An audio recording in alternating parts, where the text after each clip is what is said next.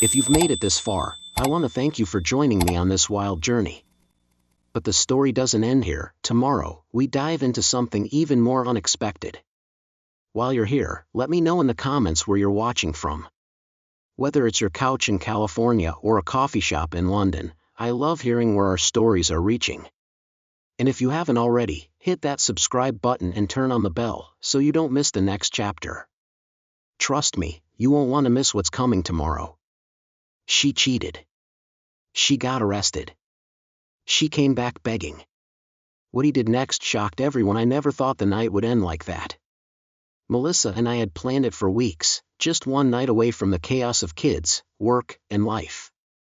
A chance to reconnect. We had booked a nice hotel just outside Colorado Springs, reserved a quiet dinner for two, and even made plans to visit the jazz lounge we used to love when we were dating. I was excited. Nervous, even. I hadn't felt that way in a long time. She looked beautiful that evening.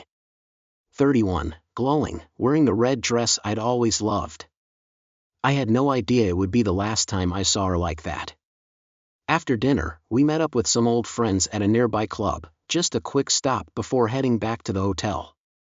That's where everything shifted. I turned around for a second, and she was gone. At first, I thought she had just stepped out to take a call or use the restroom. But minutes turned into an hour. I tried calling, texting, nothing. Eventually, someone told me they saw her leaving, with him. Blake. 35, former athlete, local celebrity, and a walking red flag. I couldn't breathe.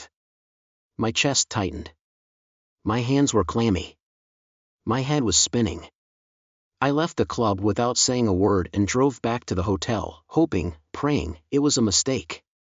But when I stepped into the room, the truth slapped me across the face. On the bed lay the lingerie Melissa had bought for that night. Still in its box. Still waiting to be worn. Not for me, clearly. I sat on the edge of the bed, picked it up, and just broke. I cried harder than I ever had in my life. Not just for myself, but for our children. For her parents, for my parents, for all the people who believed in us. And maybe, a little for her. Because somewhere in all this, I realized, she had chosen to throw it all away. For what? A thrill? One night? When the tears finally slowed, a different feeling crept in. Rage. A burning, pulsing anger I hadn't known I was capable of. I stood up, packed my bag, and then packed hers. Every last piece of clothing, her perfume, even her toothbrush. I zipped it shut and left it in the hallway. She could deal with it. At the front desk, the clerk asked if something was wrong with the room. No, I replied calmly. Just some personal business. He nodded, and within minutes, my car was waiting outside. I drove through the quiet streets of the city, headlights cutting through the night, trying to understand how everything had unraveled so quickly. I didn't go pick up the kids right away. It was late. Instead, I drove home, walked into our empty house, and sat in the silence. Everything looked the same, but nothing felt familiar anymore. That was the night I realized, my marriage might be over. And I hadn't even heard her side yet. Morning came, but sleep never did. I lay there, staring at the ceiling in our bedroom, still in last night's clothes, eyes burning from crying. Every time I closed them, I saw Melissa, with Blake. Laughing, touching, kissing. I couldn't take it. I shot up from the bed, muttered "screw this," and walked outside. The backyard was cold, the air sharp and still. I stood there in silence, just looking up at the stars, thinking about Frank, Melissa's dad. I remembered how he used to stand like this, alone, staring out at nothing. He was a retired Marine. Quiet, strong. Carried a lot inside, but when he spoke, it meant something. When bad things rise, he once told me, you ride them. You don't run. You face them. I didn't know exactly what that meant. But right then, I knew I couldn't let this sit. I needed to do something. I couldn't change what she did, but I could decide how I responded. A few hours later, just after sunrise, I drove to Frank and Karen's place, about 30 miles north. The kids had stayed there overnight. As soon as I walked through the door, I saw Frank's face change. "Where's Melissa?" he asked. I didn't even answer. I just broke down again. He led me outside, sat me on the porch, and listened. I told him everything. The club. The lingerie. The silence. The man. Frank didn't say much. Just shook his head and muttered, "Unbelievable." Then, without another word, he said, "We're going home. I'm coming with you." We packed the kids up. I moved the car seats into my SUV while Frank followed in his massive Ford F-250. He had that thing built for snow removal, steel plow on the front, weights in the back. Probably weighed close to 7,000 pounds. As we turned onto our street, I noticed something off. Neighbors were standing outside, looking toward our house. My stomach dropped. That's when I saw it. A sleek, jet-black Lamborghini was parked in my driveway. No doubt in my mind, it was Blake's. Before I could even react, Frank floored it. He swerved left, lined up perfectly, and, without hesitation, slammed his F-250 straight into the back of the sports car. The sound was thunder. The rear engine exploded in a fireball, smoke and sparks shooting into the air. The car's alarm wailed, glass shattered, and within seconds, neighbors were running, phones out, capturing every second. And there, scrambling out of the passenger seat, was Melissa, barefoot, hair a mess, wearing that same blue dress from the night before. Blake stumbled out behind her, cursing, screaming. That's when the sirens started. Police, fire, everything. And just like that, the quiet cul-de-sac turned into a crime scene. Melissa locked eyes with her father, her face pale, lips trembling. "Dad," she whispered. But Frank didn't say a word. He just stepped out of the truck, hands in his pockets, and waited for whatever came next. Chaos was an understatement. Frank's truck was still rumbling, smoke pouring from the mangled Lamborghini, and Melissa stood frozen, clutching her dress as neighbors whispered and filmed from their lawns. Blake, shirt half open, hair a mess, was shouting profanity at Frank like that was going to fix anything. Then came the cops. First on the scene was a black and white cruiser that skidded to a stop behind Frank's truck. Out jumped two officers, one older woman who looked like she'd seen it all, and a young rookie who hadn't seen anything yet. The older officer took one look at the scene, crushed luxury car, steaming engine, stunned neighbors, and walked straight up the driveway like she owned it. Before anyone could explain anything, Blake decided to make himself the loudest guy on the block. "Are you out of your damn mind? That's a $500,000 car. That bitch ain't worth it." "Can't even," he didn't finish. Melissa, still barefoot, still reeking of shame, snapped. She launched a wild roundhouse kick, aimed at Blake, but Blake ducked. Instead, her foot landed squarely in the rookie cop's face. He dropped like a sack of bricks. I swear, the whole street went silent for half a second. You could hear a lawn sprinkler 3 houses down. Then the young officer's partner shouted into her radio, "Officer down. Back up now." Everything moved in fast forward after that. The rookie was twitching on the ground, probably more shocked than injured. The senior officer drew her taser, yelling at Melissa to freeze. Melissa, panicked, reached out, maybe to explain, maybe to beg, but the officer didn't wait. She fired. Melissa hit the pavement hard, screaming. And then the taser fired again. I could barely breathe. Frank stepped forward, clearly ready to protect his daughter, but stopped dead when the officer pointed the taser at him too. She didn't fire, thank God. But the message was loud and clear, "Stay back." Minutes later, backup arrived, sirens blaring, doors flying open. More cops poured in, guns drawn. A TV news van pulled up behind them. "Welcome to primetime, folks." They finally cuffed Melissa and dragged her off the street, her blue dress half torn, hair wild, mascara running. She looked nothing like the woman I married. Blake, of course, kept running his mouth. You people are insane. She begged me to take her. That old man's gonna pay for my car. This whole street's crazy. The female cop turned to him and said, flat out, shut up, or you're going in the back too. I stood there, numb, watching it all unfold. I hadn't said a word since the truck hit the car. I couldn't. What could I even say? That's when a kind neighbor couple approached and gently offered to take the kids inside until things calmed down. I nodded, grateful beyond words, and handed them over. And as I stood alone in the driveway, sirens echoing and smoke still rising behind me, I realized this nightmare was far from over. By the time the cops cleared the street, the sun had already dipped behind the rooftops, and the flashing red and blue lights gave our quiet cul-de-sac the look of a crime scene, and in many ways, it was.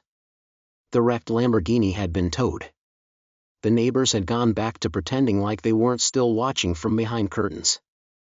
And Melissa was gone, in the back of a patrol car, off to county jail in handcuffs and shame. I picked up the kids from the couple across the street, thanked them with every ounce of decency I had left, and went home.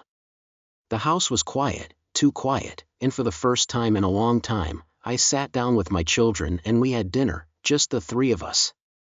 We talked, we laughed awkwardly, and then they went to finish their homework while I watched the evening news. Of course it made the broadcast. Melissa was on screen, wild hair, tear-streaked cheeks, blue dress nearly falling off, being loaded into a cruiser. Blake's ranting about his Lamborghini played like a comedy sketch. And then, there was Frank. Calm, unapologetic, telling the reporter how he accidentally backed into the car. I should have been mortified. But God help me, I almost smiled. The next morning, I dropped the kids off at school like it was any normal Monday. But nothing about my life was normal anymore. At 11 a.m., my phone rang. A number I didn't recognize. Mr. Peterson, the voice asked. This is Rodney Fournier from the Public Defender's Office. Your wife's arraignment just finished. She's pleaded not guilty to aggravated assault and battery, plus resisting arrest. I'm calling to discuss options for posting her bail. I didn't hesitate. She's not my wife, I said flatly. Not anymore. And I hung up. It was the first time since this mess started that I felt a sliver of strength return. Like maybe, just maybe, I wasn't going to drown in all of this. But that feeling didn't last long. That evening, after dinner, I opened the front door, and there she was. Melissa. Sitting in the dark, still in that blue dress, her face scratched up, hair matted, and eyes hollow. The kids saw her and ran to hug her. She hugged them tight like they were the only solid thing left in her life. Maybe they were. I let them have that moment. Then I pulled them away gently and told them to start getting ready for bed. Melissa looked up at me, broken. Jim, I'm so sorry. So very, very sorry. You look sorry now, I replied coldly, but I doubt you were sorry Saturday night. Or Sunday morning. Or when you thought you'd get away with it. She sobbed. Told me jail was hell. Said she'd been harassed. That she hated herself. That she wanted things to go back to how they were. But it was too late for that. I didn't yell. I didn't slam doors. I just said, I'm going for a run. And I left her there, sitting in the dark. Because sometimes silence speaks louder than anything else. The run didn't clear my head the way I hoped it would, but it did help me breathe again. I jogged through the quiet streets, lit only by the soft pools of light from street lamps. With every step, I thought about Melissa's words. Her sobbing apologies. Her broken look. Her claim that she'd do anything to make it right. And as much as I wanted to shut that door for good, the kids, they were still the tie that bound us. When I got home, she was still sitting there, same spot, same haunted eyes. I'm sleeping in the guest room, I said simply. She nodded. The next morning, I left for the office before anyone woke up.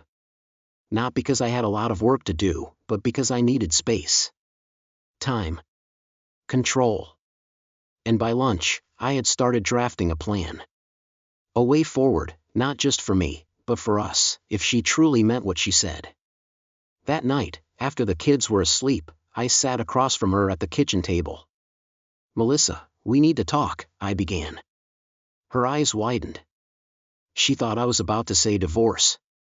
And maybe I was, until I remembered what she said. "I'll do anything." "Here's the deal," I continued.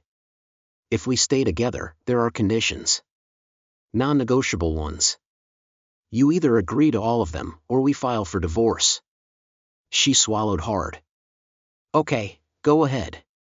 "1, I said, you're getting a full STD panel. Blake doesn't strike me as someone who's careful. For your safety and mine." She nodded slowly. 2, therapy. First alone, to figure out what the hell made you betray our marriage. Then couples counseling. If we're rebuilding this, we need a blueprint. She agreed. 3, we're drawing up a post-nup. If you cheat again, the marriage ends immediately. You keep your car and your personal stuff. I get the kids. No fights, no court. That one made her flinch, but she nodded. 4, I get 2 hall passes. Nights I choose, with someone I choose. You won't know who or when, but you'll know it's happening. I won't embarrass you in public, but I will get something back that I lost. Tears welled in her eyes, but she didn't object. And 5, I said, leaning in, we're going to change things in the bedroom. New rules. New dynamic. Maybe some of it's about healing. Maybe it's about balance. Either way, it's part of the deal. She was quiet for a long time. Then she whispered, yes. All of it. 6 months later, she had kept every word. The tests came back clean. She went to therapy. We signed the post-nup. I haven't used the hall passes, but knowing I could? That's power. Melissa? She's different now. Humbled. Trying. The sparkle she chased with Blake? She's realized it was fake. Cheap. And me? I'm not just surviving anymore. I'm standing. And for the first time in a long time, I'm the one holding the pen. What a story, right? If you're still here, I want to thank you for staying with me through every twist, every tear, every explosion, literal and emotional. But now I want to hear your thoughts. What would you have done if you were in Ethan's shoes? Would you have walked away for good, or given a second chance under strict conditions like he did? And what about Melissa? Do you think she truly changed, or was it just survival mode? Drop your thoughts in the comments below. Let's talk about it. Was the post-nup fair? Were the hall passes too much, or completely justified? I know this story will spark different opinions, and that's exactly what makes this community so powerful. And while you're at it, let me know where you're watching from. I love seeing this channel reach people from all over the world. Whether you're tuning in from New York, Manila, London, or somewhere in between, your voice matters here. If you haven't already, make sure to subscribe and hit that bell icon, because tomorrow's story? It's got even more twists. Trust me, you won't want to miss it.